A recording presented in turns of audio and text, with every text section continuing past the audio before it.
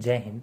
MA history first semester की ये हमारी फर्स्ट क्लास है। आज हम अपनी एक न्यू बुक स्टार्ट करने जा रहे हैं जिसका नाम है इतिहास और इतिहास लेखन, हिस्ट्री एंड हिस्ट्रियोग्राफी, जिसका कोड है HIST 101। चैप्टर स्टार्ट करने से पहले हम इसके सिलेबस की बात कर लेते हैं। तो कई बुक्स में आपको 15 से 16 चैप्टर मिल जाएंगे और कुछ में 9-10 भी मिल जाएंगे।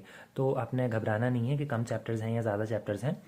टॉपिक वाइज हम पढ़ेंगे और सब कुछ क्लियर करेंगे। अगर आपके पास बुक है तो अच्छी बात है, नहीं है तो कोई बात नहीं, लेने की ज़रूरत नहीं है। मेरे होते हुए आपको बुक्स लेने की कोई ज़रूरत नहीं है। मेरे पास सारे ऑथेंटिकेटेड सोर्सेज हैं। मैं आपको जो भी पढ़ाऊंगा वो केसी श्रीवास्तव की बुक से होगा, उपेंद्र सिंह की बुक से होगा। सिलेबस मैंने आपका स्टडी मटेरियल से कॉपी किया है जो हमें यूनिवर्सिटी प्रोवाइड करवाती है, और उसके अलावा जो क्वेश्चन हैं वो मैंने लिए हैं आकाश और लक्ष्मी पब्लिकेशंस की बुक से। तो अब पहले हम आपका सिलेबस देख लेते हैं, उसके बाद चैप्टर स्टार्ट करते हैं। तो आपके फर्स्ट टॉपिक जो फर्स्ट यूनिट है उसमें आपको 2 चैप्टर्स होंगे। पहला है इतिहास की, उसका अर्थ क्या होता है, प्रकृति क्या है, कार्य क्षेत्र क्या है। और दूसरा चैप्टर है आपका कि इतिहास की विषय वस्तु क्या है, उसके तथ्य, कारण और किन कारणों से हम इतिहास को पढ़ते हैं और उसकी निष्पक्षता रखनी कितनी ज़्यादा आवश्यक होती है इतिहासकारों को। सेकंड यूनिट में आपको 3 चैप्टर्स हैं। फर्स्ट है इतिहास लेखन की परंपरा कैसी होती है, तो इसमें हम यूनानी लेखन को पढ़ेंगे, रोमन लेखन को पढ़ेंगे, चीनी और भारतीय प्राचीन भारत की जो इतिहास लेखन है उसके बारे में जानेंगे। इसमें कश्मीरी, अरेबिक और चंबा के ट्रेडिशंस भी आते हैं। फोर्थ चैप्टर में हम आधुनिक इतिहास लेखन को पढ़ेंगे, जिसको हम 2 हिस्सों में बांट देते हैं, एक रांके और एक कॉम्टे। और फिफ्थ चैप्टर होगा आपका मार्क्सवादी इतिहास लेखन या फिर मार्क्सवादी उपागम, जिसमें कार्ल मार्क्स की थ्योरीज जो हैं उनको पढ़ेंगे। इसके बाद शुरू हो जाती है आपकी थर्ड यूनिट। कुछ बुक्स में मार्क्सवादी इतिहास लेखन जो है इसको भी थर्ड यूनिट में डाला हुआ है, लेकिन मैं यूनिवर्सिटी मटेरियल के अकॉर्डिंग आपको बता रहा हूँ। थर्ड यूनिट में भी आपको 2 चैप्टर्स हैं। पहला है कि इंडियन हिस्ट्रियोग्राफी, तो इसमें भारतीय इतिहास लेखन को जानेंगे हम कि अंग्रेजों द्वारा जो उपनिवेशवादी इतिहासकार थे, उपनिवेशवादी लेखक जो थे जिन्होंने हमारा इतिहास को लिखा है, उन्होंने भारत को किस प्रकार से प्रस्तुत किया है। और इसके अलावा राष्ट्रवादी इतिहासकार जो थे उन्होंने भारत को किस प्रकार से प्रस्तुत किया। इसके बाद थर्ड यूनिट का सेकंड चैप्टर होगा आपका हिस्ट्री फ्रॉम द मार्जिन्स, यानी कि दबा कुचला समाज जो था भारत का, उसके बारे में इतिहास में लिखा गया है, अलग से लिखा गया उसके बारे में इतिहास, जिसे सबाल्टन इतिहास भी कहा जाता है, सबाल्टन स्टडीज या फिर उपनिहित इतिहास।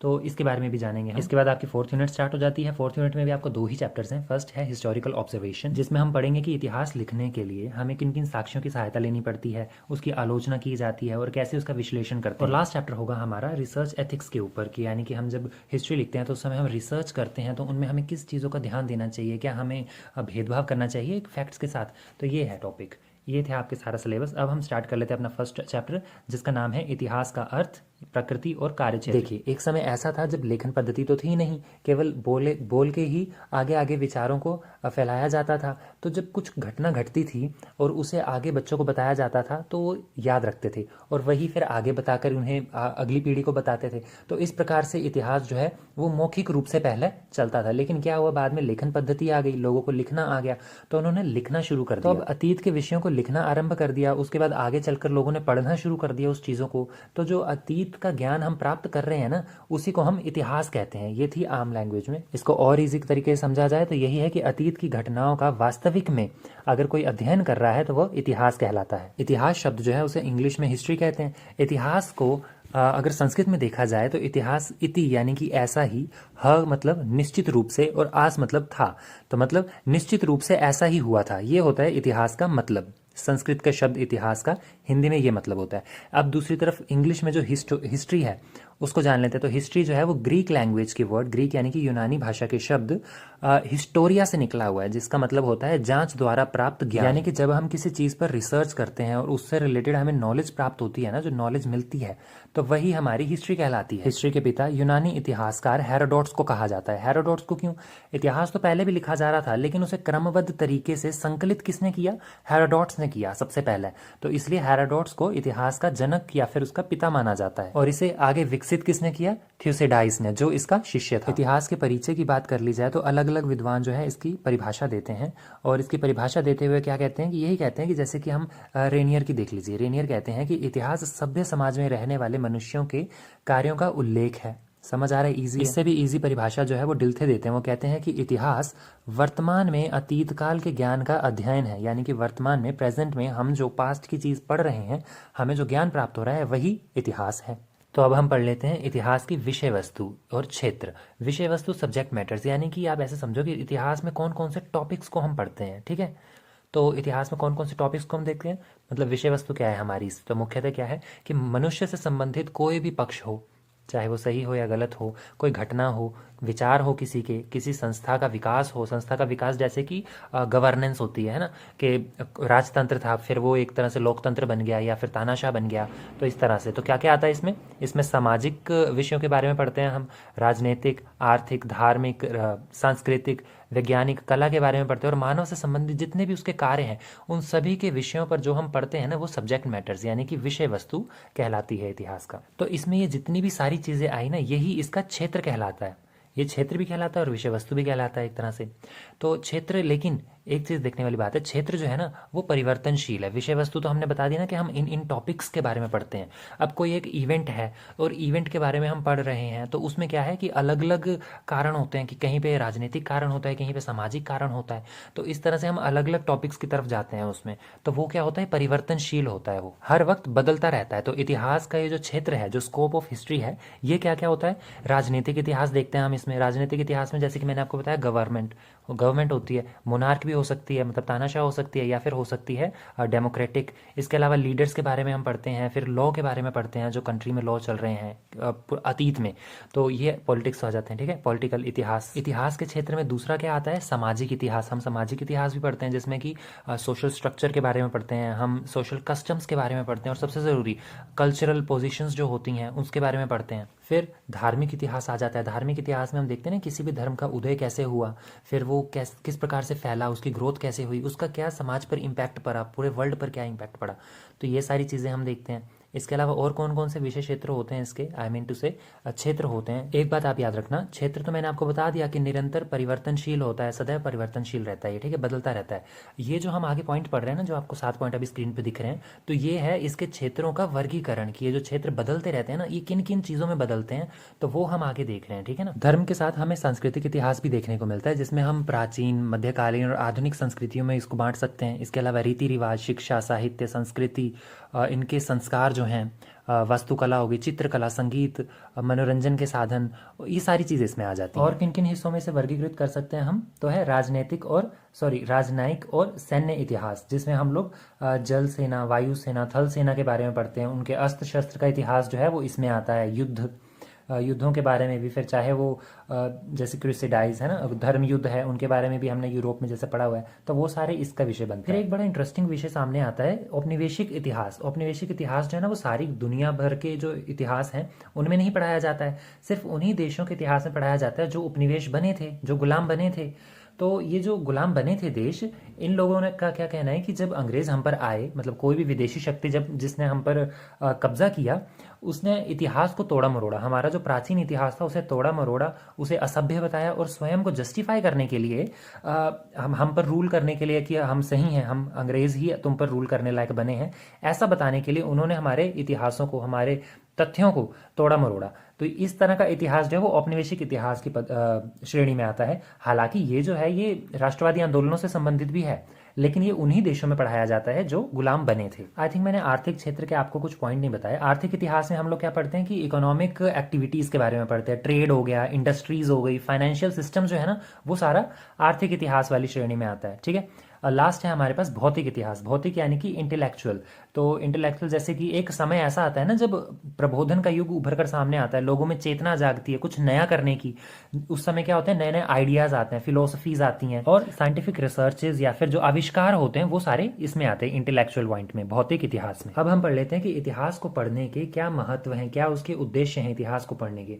तो इतिहास को हम क्यों पढ़ते हैं? ताकि हम अतीत को जान सकें। अतीत को जानेंगे तभी तो हमें आज हमारा जो प्रेजेंट है, हमें उसके बारे में जानकारी प्राप्त होगी। फॉर एग्जाम्पल, आज भारत ऐसा क्यों है, इकोनॉमिक कंडीशंस भारत की ऐसी क्यों है, तो इसके लिए हमें अतीत जानना पड़ता है कि अंग्रेजों ने किस प्रकार से लूटा।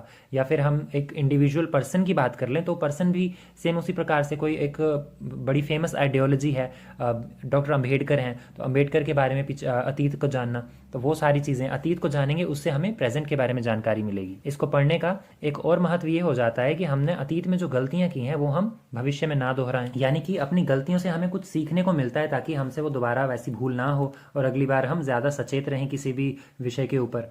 और आखिरी कारण या फिर आखिरी उद्देश्य महत्व जो है इसका वो ये है कि हमारी खुद की, हमारी पर्सनल आइडेंटिटी के बारे में, हमारे कल्चर के बारे में इतिहास ही हमें जानकारी देता है। तो ये थे इतिहास के महत्व और उद्देश्य। अब जान लेते हैं इतिहास की प्रकृति के बारे में कि इतिहास को हम साइंस कह सकते हैं, विज्ञान कह सकते हैं? क्या इतिहास में सामाजिक विज्ञान है? क्या इतिहास एक कला है? तो इस तरह से अलग अलग विषय बन के आते हैं। तो पहले हम पढ़ लेते हैं इतिहास एक विज्ञान है। कैसे? क्योंकि विज्ञान में जैसे हम कोई थ्योरी आती है, कोई थ्योरी ऑफ रिलेटिविटी है, ग्रेविटी है, तो हम उसके लिए, उसको प्रेजेंट करने के लिए क्या करते हैं? एग्जाम्पल्स देते हैं और उसमें फैक्ट्स होते हैं, उनको प्रूव करते हैं।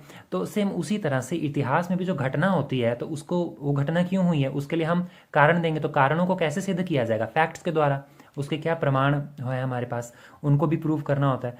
तो सेम साइंस की तरह ही हिस्ट्री को भी हम लोग प्रूव करते हैं। जैसे साइंस में हम देखते हैं कि कोई एक्सपेरिमेंट किया है, उसकी आलोचना की जाती है, उसकी किसी और चीज़ से तुलना की जाती है, फिर उसका विश्लेषण करके उसे और अधिक बेहतर बनाने का प्रयास किया जाता है। उसी प्रकार से हिस्ट्री में भी होता है। हम हिस्ट्री में भी देखा है कि हमने दो राजवंशों की तुलना करते हैं हम लोग, फिर उसके बाद उनकी आलोचना करते हैं कि इनकी वजह से ये नुकसान हुआ है ना। कोई भी उनका अच्छा विषय है, उनका योगदान है, तो उसके बारे में भी हम लोग चर्चा करते हैं। तो ये सारी चीज़ें जो मतलब इतिहास जो है वो एक साइंस की तरह देखा जा सकता है। दूसरा है कि इतिहास एक कला के रूप में। इतिहास एक कला के रूप में कैसे? कला क्या होती है? हम कोई इतिहासकार के अलावा, जैसे कोई लेखक है, तो लेखक क्या करता है? कविताएं लिखता है, कहानियां लिखता है, अपनी रचना के आधार, है ना, कुछ रचता है, तो रचनात्मक पद्धति है उसके पास। सेम उसी तरह से हिस्ट्री में, जैसे कि कोई टॉपिक के ऊपर अभी तक कुछ लिखा नहीं गया है, सपोज चंद्रगुप्त मौर्य के ऊपर कोई भी अभी तक एविडेंस, सिर्फ शिलालेख वगैरह मिले, अभी उसे लिखना शुरू करना है, तो कैसे लिखेगा कोई इतिहासकार? अपनी रचनात्मक बुद्धि के अनुसार, है ना, रचनात्मक प्रस्तुति जो है वो करेगा। तो सेम लेखक की तरह होगी वो भी। आपने देखा होगा, कोई भी बुक निकाल के ऐसे खोल के देख लो तो 10-12 पैराग्राफ ऐसे बड़े बड़े से मिलेंगे आपको। तो वो क्या है? रचनात्मक प्रस्तुति है इतिहासकार द्वारा। सेम उसमें वो क्या करता है? व्याख्या करता है, घटनाओं की व्याख्या करता है, जो कुछ भी हुआ है अपनी कल्पना के आधार पर और अपने तथ्यों के आधार पर उन सबको प्रस्तुत करता है, जैसे कि एक कलाकार करता है। उसमें ही ये सबसे ज़्यादा ध्यान रखा जाता है कि वो भाषा शैली उसकी क्या हो। अब वो चाहे तो जटिल से जटिल भाषा भी रख सकता है और सरल से सरल भाषा भी रख सकता है। आपने देखा होगा कुछ किताबें कितनी ज़्यादा टफ होती हैं, हमें समझ ही नहीं आता क्या लिखा है, और कुछ होती हैं कि इतनी ज़्यादा ईजी होती हैं कि आसानी से पढ़ी जा सकती हैं।